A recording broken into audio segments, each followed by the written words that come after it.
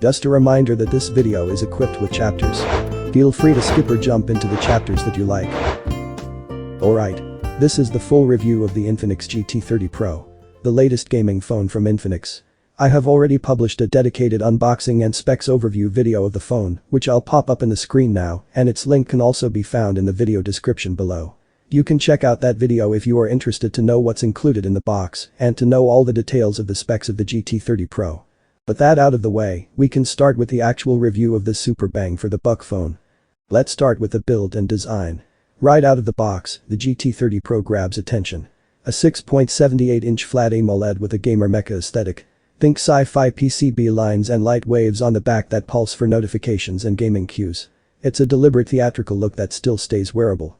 It's surprisingly light and slim for a gaming phone.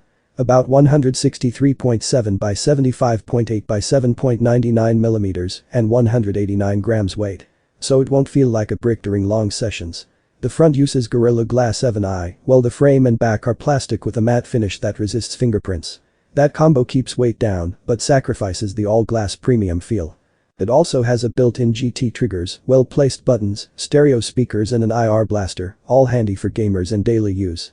The matte plastic back plus the LED look cool and stay practical. This mecha styling might be polarizing though. Fun if you like gamer flair, odd if you want subtlety. Also, IP64 splash resistance is useful, but not the same as full IP68 dust and water protection. Compared to similarly positioned rivals, the GT30 Pro stands out with integrated lighting and triggers and a lighter build. Rivals may offer different material choices, like the use of glass backs or more metal, or bigger batteries, but few pair 144Hz AMOLED, plus built-in gaming triggers at this price point. If you want gamer looks plus lightweight over premium glass and metal feel, this is a strong pick. Let's now talk about where I believe the phone flexes the most.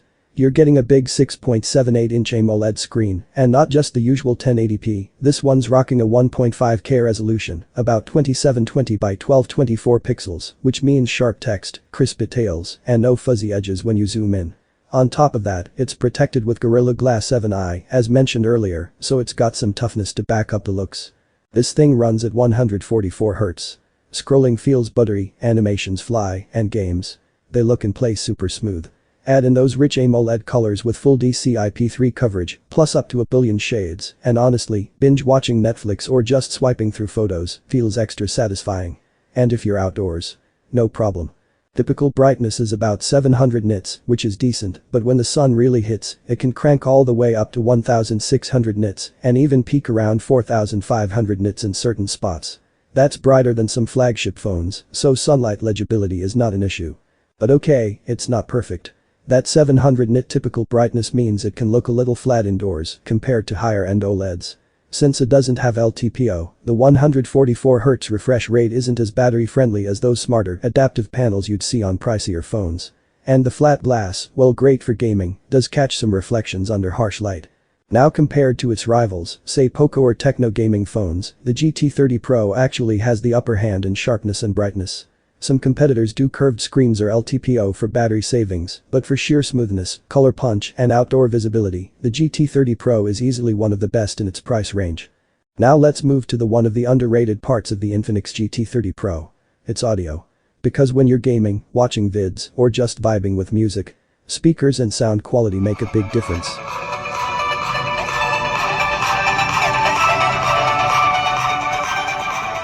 First off, this phone comes with stereo speakers tuned by JBL, which already raises expectations.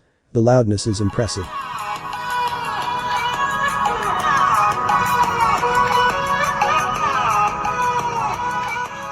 You get solid volume without too much distortion, especially in landscape mode, making it great for gaming or watching something with others. Also, there's hi-res audio support. Wired via USB-C, as there's number 3.5mm phone jack here, and wireless via Bluetooth, which is a big plus if you use good headphones.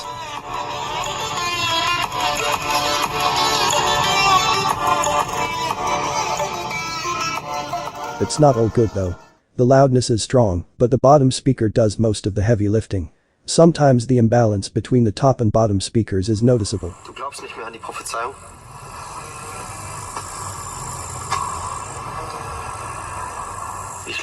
Overall, the GT30 Pro delivers a surprisingly good audio package for its segment. Punchy sound without spending flagship money. Let's now dive into the biometrics and security features of the Infinix GT30 Pro, because locking your phone isn't just about pins or patterns anymore. Infinix gives us an in-display fingerprint sensor on this phone. It's optical, embedded under the screen, which means you don't need to reach around to a side button or back panel. A clean modern setup. The fingerprint reader is quite responsive and reliable under good lighting. It unlocks fast, but not as fast as the high-end ultrasonic readers though, of course. My only gripe here is that the sensor is placed too low. I always miss the spot on my first scan because of this. There's also face unlock, which only uses the front camera. Although this unlock security is usually less robust than fingerprint or PIN. It may also be easier to spoof by photos or similar faces. I couldn't find anything that confirms if the GT30 Pro uses IR or depth sensing for face unlock, so it likely uses just the standard 2D camera. That means face unlock is not that secure. The Infinix GT30 Pro gives you useful and fast biometrics. Great for day-to-day convenience. Just don't expect flagship-level security from them. The GT30 Pro is packing a 5500 mAh battery. That's pretty generous, even among gaming phones. What's cool is, it supports a feature called Bypass Charging 2.0, which means when you're gaming, you can plug it in, and the phone draws power directly from the charger, rather than constantly cycling the battery. That helps reduce heat and preserve battery health over time. On the wired charging front, it uses 45-watt fast charging, which can get you from 0 to full in about 50 minutes to 1 hour under normal conditions. It also has a 30-watt wireless charging, which is a nice bonus in the segment. And there's more. Reverse charging is supported too, which is very handy for topping up earbuds or other accessories. Based on personal experience, if you mix social media, video, occasional gaming, you can comfortably get through a full day with some juice to spare. This is my default usage, and I usually end my day with 20 to 25% left in the tank. Heavier gaming eats up more battery, of course. In performance mode and 50% brightness, gaming can draw roughly 4% every 15 minutes. So you're looking at maybe 6 to 7 hours of solid gaming depending on settings. GT30 Pro won't beat ultra-fast chargers in charging speed, but it balances well for gamers who need stability, less heat, and better longevity. Now, let's geek out over the features that make the Infinix GT30 Pro more than just a spec sheet. Those clever extras that set it apart in the mid-range gaming space. First off, this one swaps clip-on triggers for built-in GT triggers on the right edge. These are the sensitive side-mounted touch pressure triggers that act like shoulder buttons when you hold the phone in landscape. They double up as camera shutter buttons too. It's neat because it gives more control without needing accessories. Then there's the lighting. The back has customizable mechanical light waves that pulse for notifications, incoming calls, and even during gaming. It's flashy, yes, but for gamers who like aesthetic cues, it's fun. On the AI front, Infinix includes a robust AI menu. Features like Call Assistant, Call Summary, Translation, Circle to Search, plus their own voice AI assistant Folax, with the option to swap to something like Google Gemini. These help with productivity and convenience beyond just gaming. Also cool is Bypass Charging 2.0, as mentioned earlier. Then there's the X Arena and X Boost, which are unique gaming-centric features to GT30 Pro. Watch out for a video that I'm creating dedicated to explore these features in details. Make sure you are subscribed with notifications turned on to never miss it. When talking about a gaming phone, one item will always be at the top of the checklist, and that is the performance. For gamers and power users, that's the meat of the deal. Under the hood, the GT30 Pro is powered by the MediaTek Dimensity 8350 Ultimate chipset, a UFS 4.0 storage, and for this variant, the full 12 gigs of RAM, which means fast app loads, decent multitasking, and smoother performance overall. In real-world tests, it's no slouch. Its optimization is decent. Infinix has done a good job balancing power versus heat, especially with the Dimensity chip's efficiency and the software tweaks. Day-to-day tasks, switching apps, UI responsiveness, browsing, social media, all feels snappy. Gaming is generally smooth. The phone can push 120 FPS in popular titles, and I even saw a test that it can reach 144 FPS in standoff too. The phone also maintains good thermal stability, though in prolonged or high graphic sessions, you do see occasional frame drops and heating. When the phone is pushed hard like a combination of longer gaming, high brightness, and heavy multitasking, thermal throttling creeps in occasionally. RAM management might still need improvement here.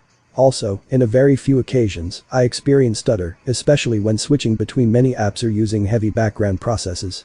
GT30 Pro may not beat everyone in absolute benchmark scores or in premium cooling accessories from higher cost rivals, but its value proposition is strong. It is fast and delivers excellent gaming performance for its class. It will definitely satisfy the gamer folks and heavy users. But don't expect flagship thermals under marathon gaming here, it is still a mid-range phone after all.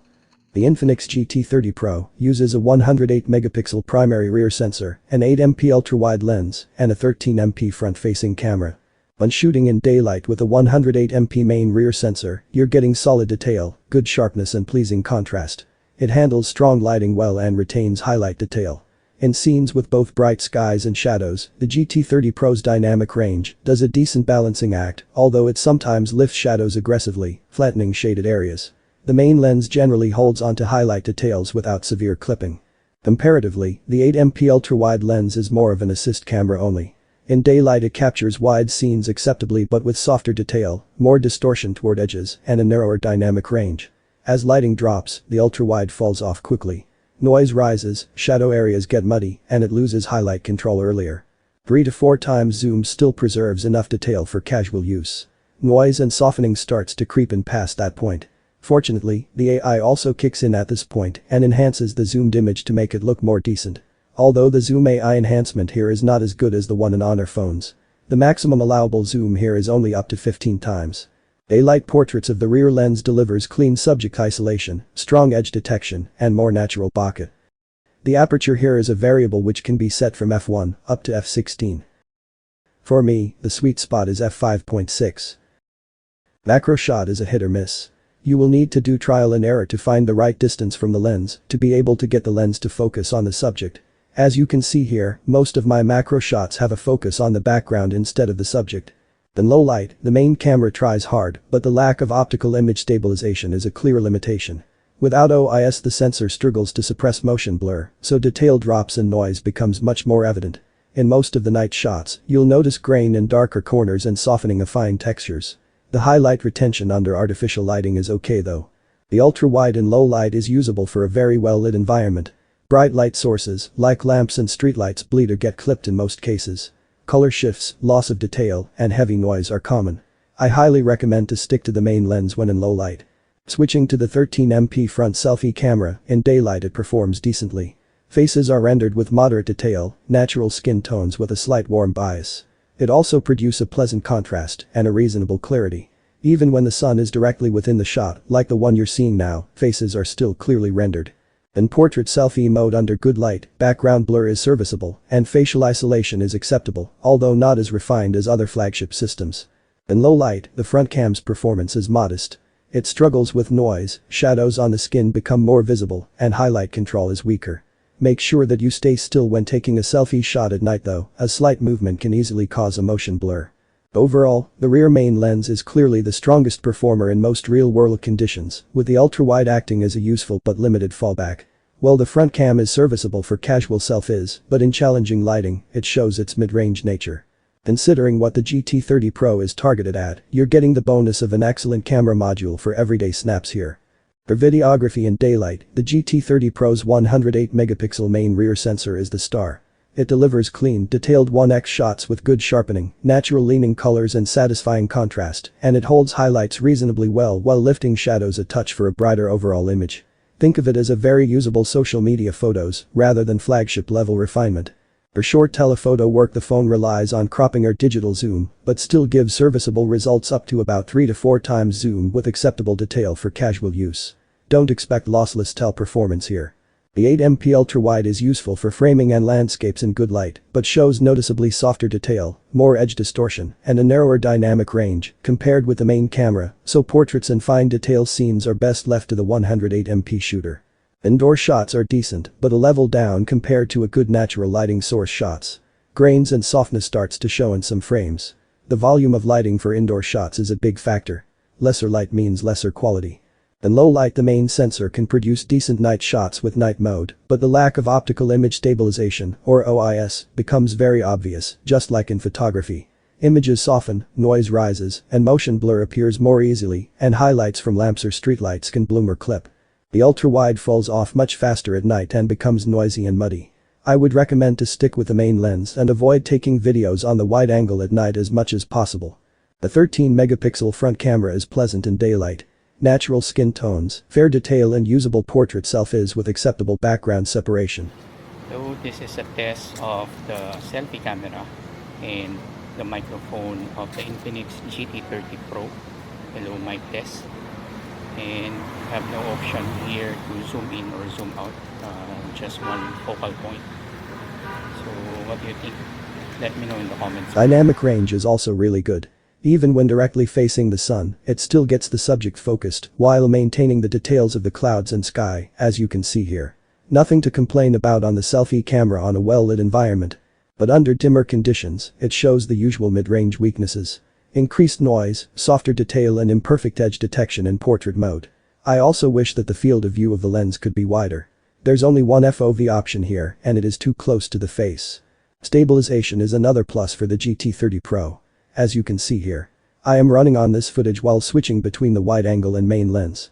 And there's barely any drastic shaking on both lenses. Other than the 3x of course, which is only a cropping from the main lens.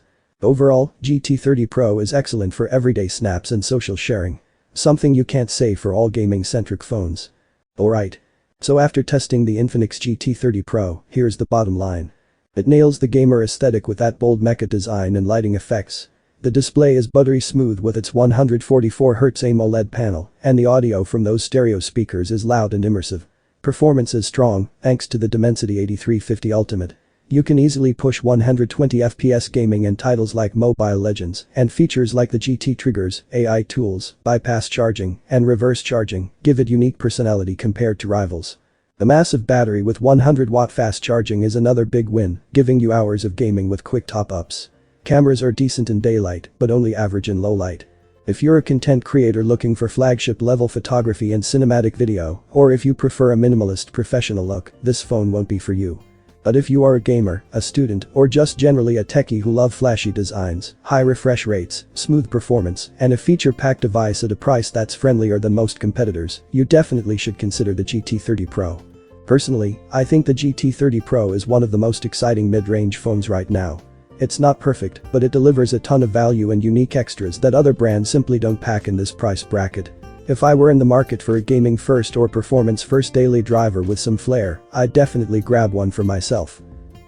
If you enjoy this video, give me a thumbs up.